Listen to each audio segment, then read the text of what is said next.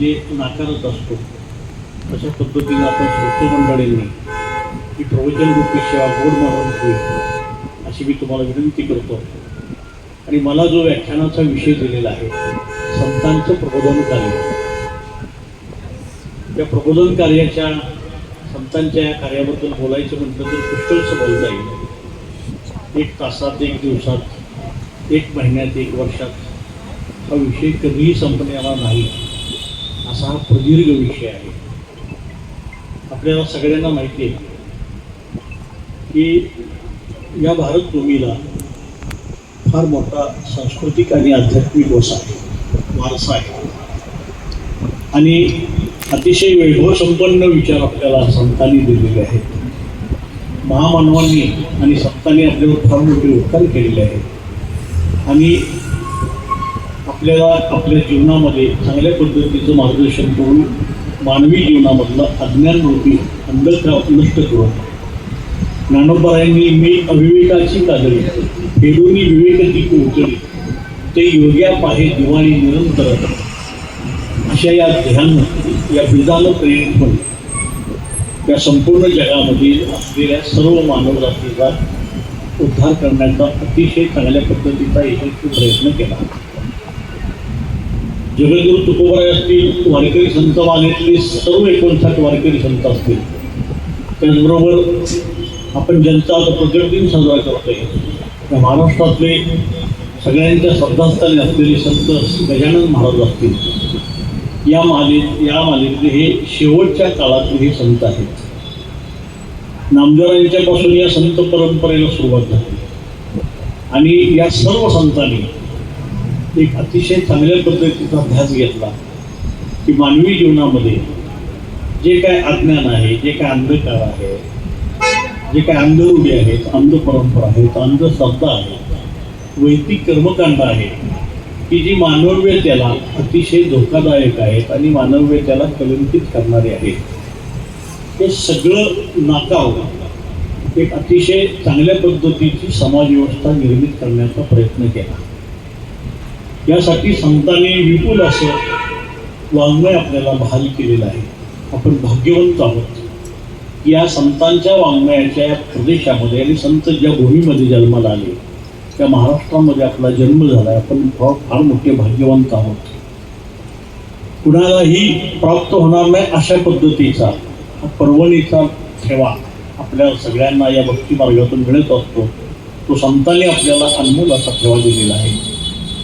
या संतांच्या प्रती, महामानवांच्या प्रती नमन करतो, त्यांच्या प्रती साष्टांग दंडवत घालतो आणि मी अभंग सेवेला घेतलेला आहे.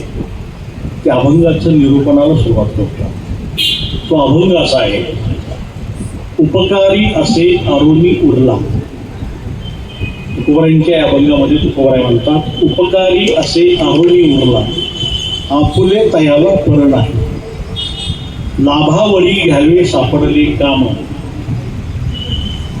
लाभावरी घ्यावे सापडले काम, आपुला तो श्रमण विचारे, जीवा ऐशे देखे अनिक जीवाशी, निखळची राशी गुणाचीच. आणि तुका म्हणे देव तयाचा पंगीला, न भंगे संचला धीर सभा. असा हा 4 तरणाचा अभंग आपल्याला अतिशय चांगल्या पद्धतीचं प्रबोधन करून जातो. हे प्रबोधन करत असताना या संतांनी कशा पद्धतीनं एक वाट निर्माण केलेली आहे. तुकोबाराय म्हणतात, मोडनिया वाटा सूक्ष्म दुस्तर, केला राज्यभार चालायचा. वैदिक कर्मकांडामध्ये हा समाज उलट्यानंतर वैदिक कर्मकांड आपल्याला पेलणारा नाही. वैदिक कर्मकांड मानवी व्यवस्थेला उद्ध्वस्त करणार आहे, मानवतेला कलंकित करणार आहे, मानवतेला बाजूला टाकणार आहे, मानवतेला एक विशिष्ट प्रकारचं एक दूषण असेल अशा पद्धतीचं आहे. हे नाकारण्यासाठी संत पुढे येत असताना संतांनी उजळावया आलो वाटा आणि खरा खोटा निवाडा या वचनानं आपल्याला अतिशय चांगल्या पद्धतीची वाट करून दिलेली आहे. पण ही वाट दाखवणं हा एक फार मोठा उपकार आहे.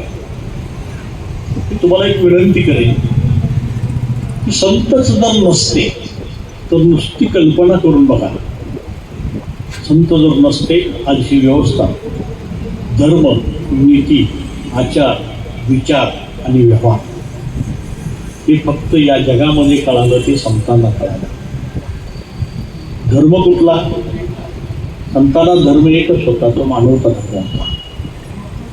नीती एकच होती की तुम्ही आम्हाला संघटित करायचं, तुम्ही आम्ही एकमेकांपासून दूर जायचं नाही, तुम्ही आम्ही एकच आहोत, एक नीती होती.